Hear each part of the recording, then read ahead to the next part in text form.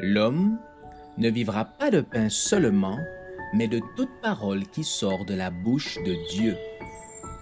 Voici votre moment de méditation quotidienne.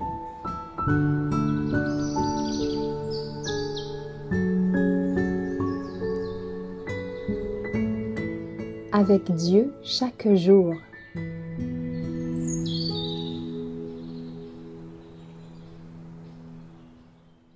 Daniel vivait selon ses principes, le 12 mars. Alors les chefs et les satrapes cherchèrent une occasion d'accuser Daniel en ce qui concernait les affaires du royaume. Mais ils ne purent trouver aucune occasion, parce qu'il était fidèle et qu'on n'apercevait chez lui ni faute ni rien de mauvais. Daniel 6, verset 4. Daniel dut subir les tentations les plus violentes qui peuvent assaillir la jeunesse d'aujourd'hui. Et cependant, il demeura fidèle aux principes religieux qu'on lui avait inculqués dès son enfance.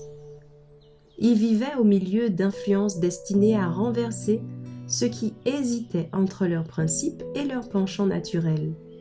Et cependant, la parole de Dieu le présente comme irréprochable.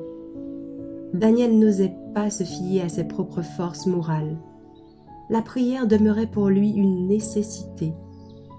Il fit de l'Éternel sa force, et la crainte de Dieu était sans cesse devant lui, dans toutes les affaires qu'il avait à traiter. Il chercha à vivre en paix avec tous, tout en demeurant aussi inflexible que le cèdre majestueux chaque fois que ses principes entraient en jeu. Il faisait preuve de respect et d'obéissance envers tous ceux qui exerçaient une autorité sur lui, pourvu que cela ne portât pas atteinte à son obéissance à Dieu.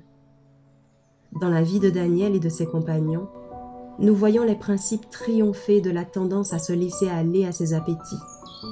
Cet exemple nous montre comment, grâce à leurs principes religieux, les jeunes gens peuvent dominer les convoitises de la chair et rester fidèles aux exigences de Dieu. Que serait-il advenu si Daniel et ses compagnons avaient fait un compromis avec les intendants païens, et s'ils avaient cédé à leurs instances, en buvant et en mangeant selon la coutume des Babyloniens? Le simple fait d'abandonner leurs principes aurait affaibli leur sentiment du bien et leur aversion du mal.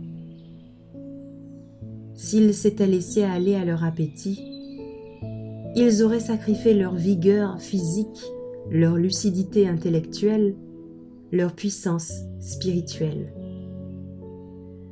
Un faux pas en aurait entraîné un autre, jusqu'à ce qu'enfin, compromettant leur relation avec le ciel, ils aient été entraînés par la tentation.